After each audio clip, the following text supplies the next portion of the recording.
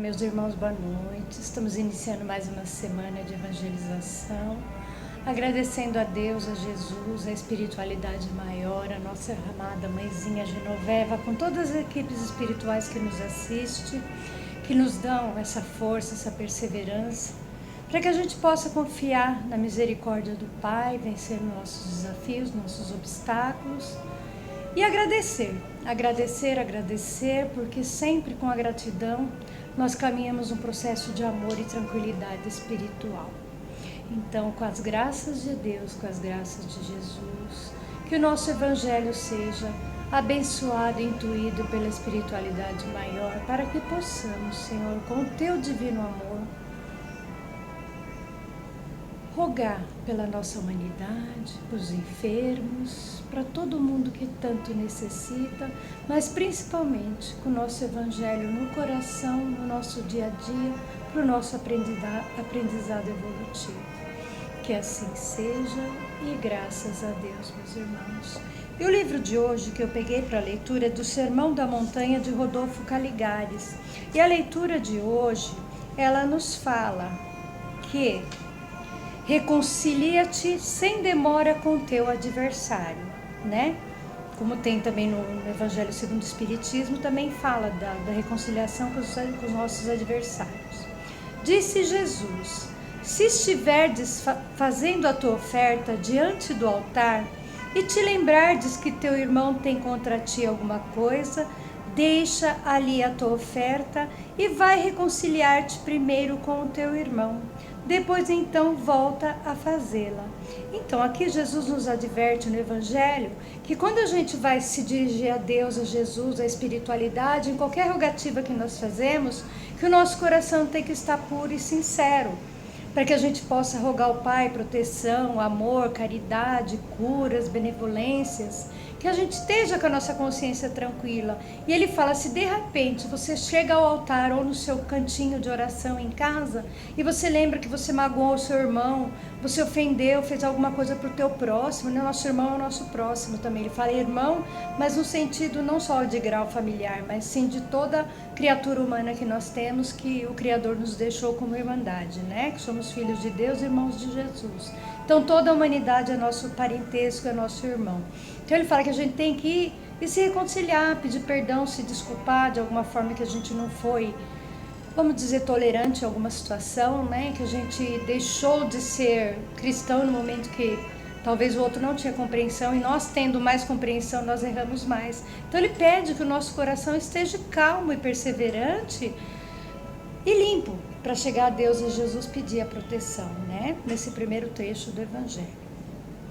Concerta-te sem demora com o teu adversário, enquanto está posto no caminho para com ele, para que não suceda que ele, o adversário, te entregue ao juiz, e o juiz te entregue ao ministro, e sejais mandado para a cadeia. E em verdade te digo que não sairás de lá enquanto não pagar o último ceitil. Então ele fala que nós temos que nos reconciliar com urgência, porque o juiz, vamos dizer que o juízo é a nossa consciência. A gente não vai estar purificado no nosso mental se nós não liberarmos de nós a mágoa, o ressentimento que nós temos do nosso próximo, que a gente guardou alguma coisa mal. E se a gente guarda essa mágoa, essa dor dentro de nós, né, de uma coisa que a gente podia ter desculpado, que foi tão boba, e fica levando isso para a vida toda, de orgulho, não vou pedir perdão, que não, aquela pessoa não merece meu perdão, sabe, a gente está se igualando à mesquinhez, né, porque o Criador sabe que nós temos processos evolutivos que precisamos passar juntos, e se nós temos uma compreensão de amor, nós temos que fazer o nosso melhor e limpar todas essas querelas dentro de nós e aceitar o outro com as suas diferenças, principalmente porque a gente tem a evangelização e já conhece, né? A dificuldade vai ser do outro se ele não nos aceitar o nosso perdão, né? E nós, verdadeiros espíritas que caminhamos com esse progresso evolutivo espiritual, sabemos que nós temos que fazer o nosso melhor, né? Não só para nós ficarmos bem de verdade, não é só por isso, é pela grandeza de bondade que Deus nos dá de acréscimo divino de aprendizado, que nós sabemos que cada mágoa que nós libertamos de nós é um processo de evolução muito grande, nos liberta a nossa alma, nos purifica e a gente vai cada dia melhorando cada dia mais. Então essa sinceridade de pureza, que ele fala entregue ao juiz e à cadeia, a nossa cadeia de prisões, de sentimentos, né? De mágoas, de achar, ai, o outro é melhor. Nada disso, limpa dentro de você. Nós somos apenas criaturas divinas, um com poder maior de conhecimento, o outro não, mas que todos têm a capacidade de perdoar e se melhorar internamente. A oferta sacrificial era um ato de fé largamente praticada pelos judeus, pelos quais buscavam a remissão de seus pecados. Julgava suficiente o sacrifício de inocentes ovelhas, cabras ou novilhos, para obter um favor, ignorando que fosse preciso a seu turno agir com bondade em relação ao próximo. Quer dizer, antigamente os judeus sacrificavam os animais, né? Como se fosse de um ato, exterminava alguém, vamos apaziguar, vamos matar uma ovelha, vamos matar um cabrito, que vai estar tudo puro, tudo certo, tudo igual na contabilidade divina, né? E é negativo isso. Você não vai sacrificar um outro ser que tem vida, né? Um bezerrinho, uma ovelha, porque você acha que vai ficar quites com a bondade de Deus, porque você, por exemplo, eu matei um ladrão. Eu vou agora sacrificar o animal com aquele sangue para limpar o outro. Isso não justifica, isso é uma ignorância ainda atrasada, porque a nossa justificativa de libertação é o dever cristão e moral de fazer o melhor, independente do que seja. Nós não podemos igualar com sofrimento, com matanças, com desprezos, né? Que isso nos tornam mais ignorantes ainda. Então eles agiam dessa forma para achar que o sacrifício que eles faziam com o animal libertava as mágoas e as coisas erradas que eles faziam. Isso nunca foi justo e nem será. Jesus, entretanto, aponta-nos a utilidade de toda e qualquer prática devocional, quando feita sem a necessária tranquilidade de consciência. Quer dizer, quando fazemos uma devoção a Deus, a Jesus, implorando, pedindo uma misericórdia, um perdão das nossas faltas, das nossas negligências para com o próximo, e também se algum próximo nos magoou, que Deus liberte o sentimento daquela pessoa, para que ela fique bem, porque a gente já perdoou, a gente já pediu a paz para esse espírito que nós encaminhamos, né? Então ele fala que práticas de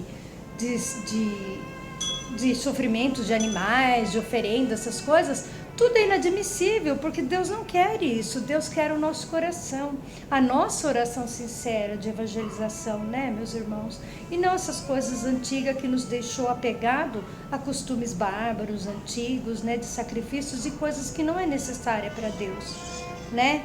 Eu não vou perdoar meu irmão, mas eu vou fazer uma doação de cesta básica. Você acha que Deus está contente porque você não perdoou seu irmão, mas você doou uma cesta básica? Não, Deus não está feliz. Deus está feliz se você, por exemplo, não me doou nenhuma cesta básica, mas você foi lá e fez as pazes com seu irmão. Se ele não aceitou, não tem problema, mas você foi se retratar com ele. Isso sim, aos olhos de Deus, é bondade. E não troca e nem nada. É o amor pelo amor, a verdade pela verdade. Agora, se o outro está na condição de aceitar o perdão, é outra história, né, meus irmãos? Aí cada um faz do seu merecimento, mas nós temos que cumprir o nosso dever. Deus é amor, e com sentimentos ou propósitos inamistosos no coração, é impossível entrarmos em sintonia com Ele, ou recebermos a graça do seu perdão. Aquilo que eu falei, como se nós estamos cheios de defeitos, mágoas, ódios, ressentimentos, vaidade, orgulho, nós vamos querer a bênção de Deus se nós não estamos ligados à sintonia do amor que Ele nos deixou, nos apregoou, a doutrina de amor, de bênção, de reparação. Então, quando a gente se chegar a um canto de oração, temos que lembrar que Jesus realmente está a ouvir as nossas preces, mas o nosso coração tem que estar limpo de todo sentimento de mágoa, qualquer coisa que nos fere na integridade moral e cristã.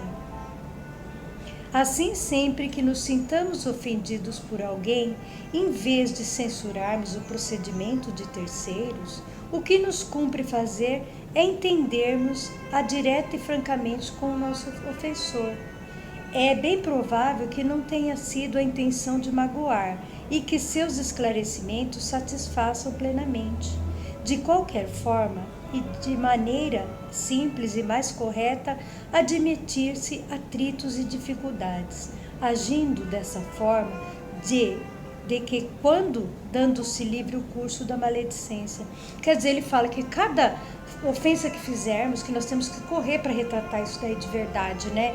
Para que a gente não deixe que a mágoa e o ressentimento se torne uma maledicência, né? Que aquilo cresça e vire fofoquinha de família, um defamando o outro, de amigos defamando o outro. Olha o que o fulano fez, você viu? Quem somos nós para apontar o dedo da vida do outro?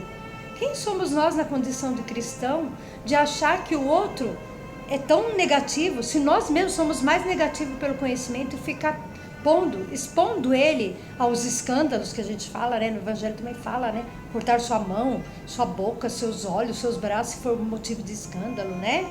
Então, quem somos nós para julgar o erro que o outro ainda não está pronto para reparar? E nós, sim, seremos os maiores causadores de maldade pelo conhecimento espiritual que temos.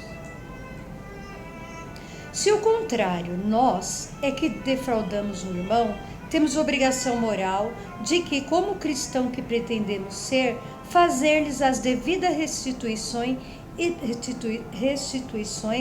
e pedir-lhes desculpa.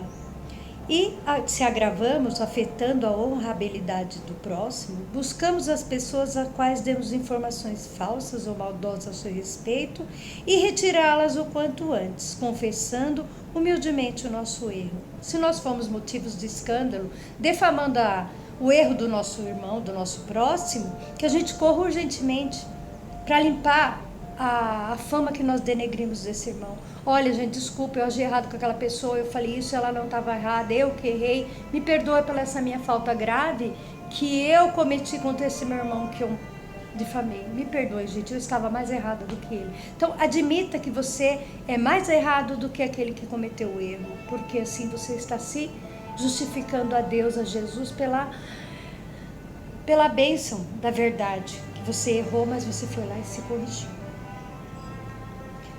Quem por orgulho se esquive em se reconciliar e poderá ser surpreendido pela morte, em débito com a lei da harmonia que preside as relações do homem entre si, e obrigado então a responder em juízo pela insobervância da lei. Não escapará à prisão das reencarnações expiatórias, eis que cada um será dado segundo suas obras. Então, aqui ele vai mais além. Quando nós não perdoamos e não se reconciliamos, podemos ser surpreendidos pela morte. E aí? Eu não perdoei, eu não reparei a falta do meu irmão próximo, que eu ou difamei, ou que eu magoei, eu vou levar isso para a sepultura comigo.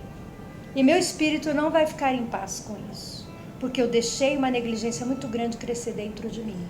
E nisso nós podemos ser um espírito obsessor, atrapalhando a vida desse irmão que eu ofendi, que eu magoei, que eu difamei.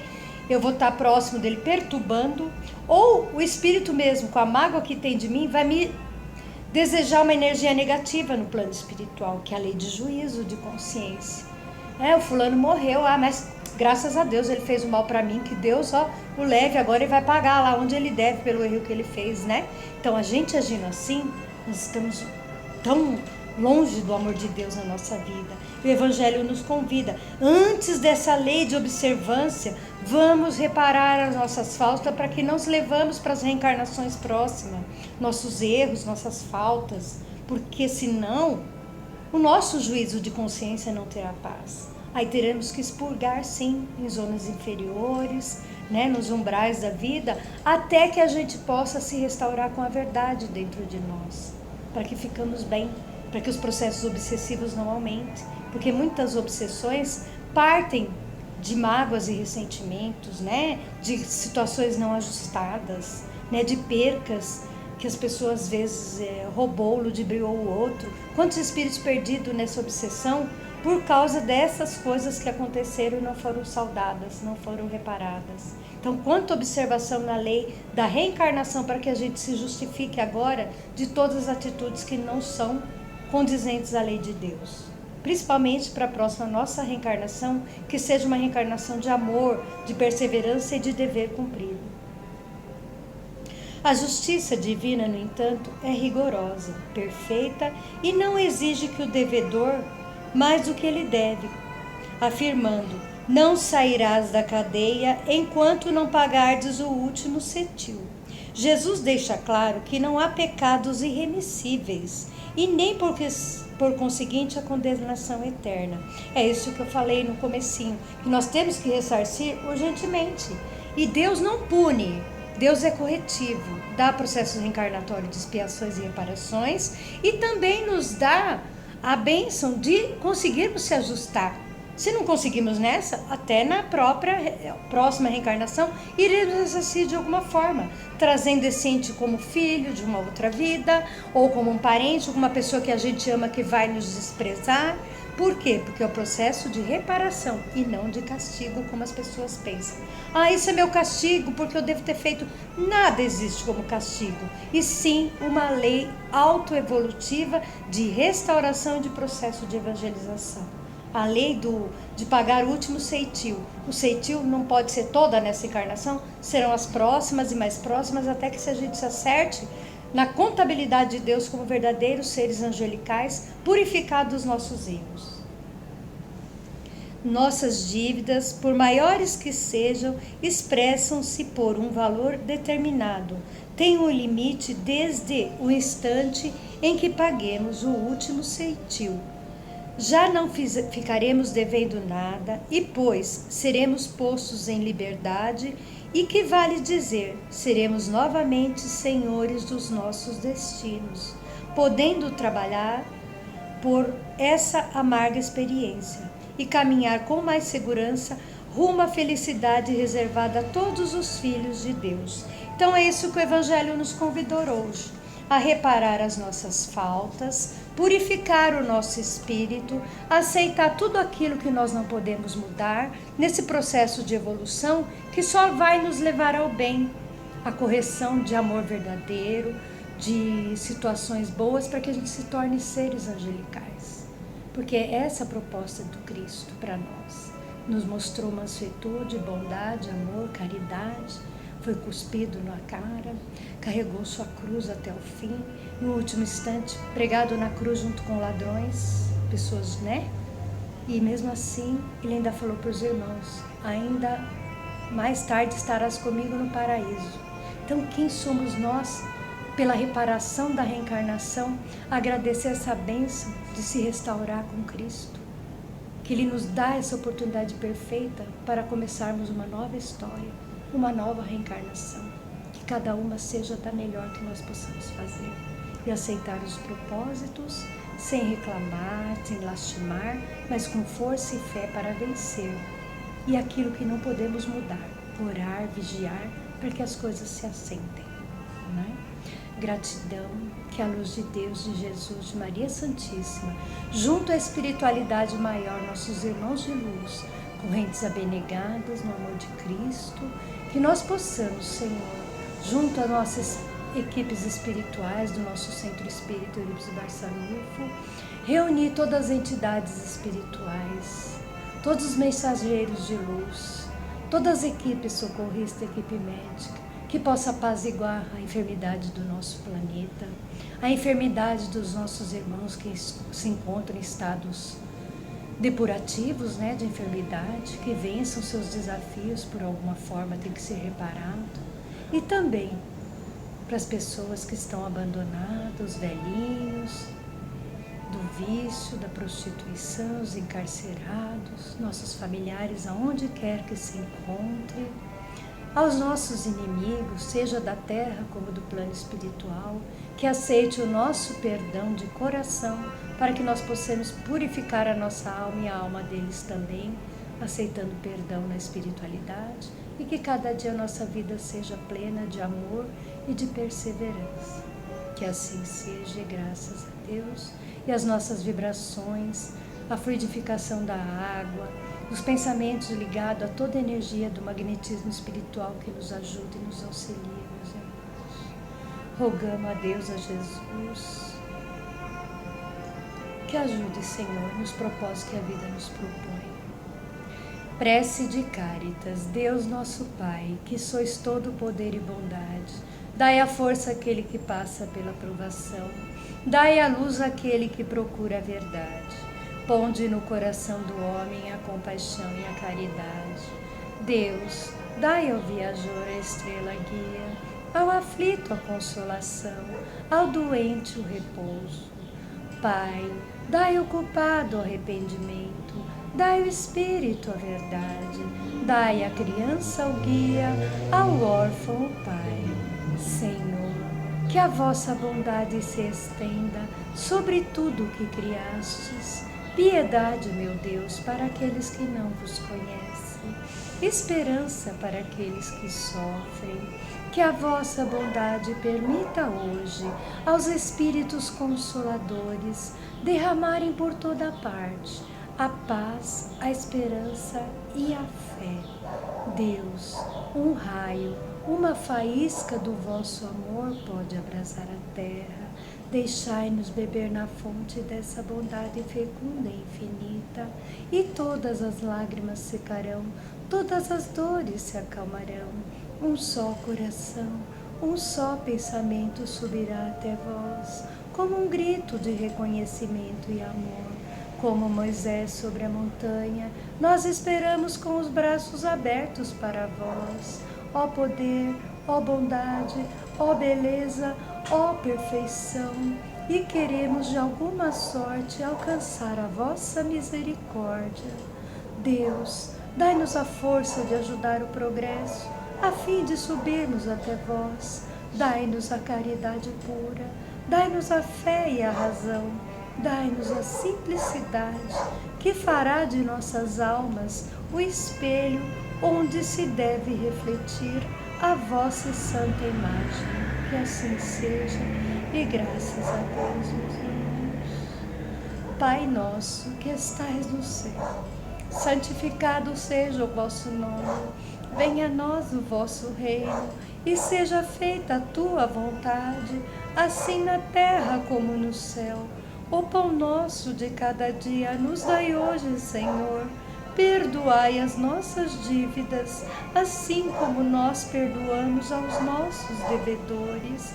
E não nos deixeis cair em tentação, mas livrai-nos de todo mal, porque teu é o reino, é o poder e é a glória para sempre.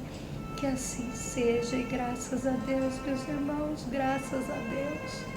Que a paz, o amor de Deus, a misericórdia esteja agora e para sempre com todos nós e nossa humanidade, meus irmãos. Graças a Deus e graças à espiritualidade maior. Graças a Deus, graças a Deus. Graças a Deus, meus irmãos, que a paz seja com todos e até uma nova oportunidade. E gratidão por todas as preces recebidas. E estamos caminhando aí no propósito, que a luz de Deus esteja com todos e com todos que mais necessitam. Um abraço fraterno a todos.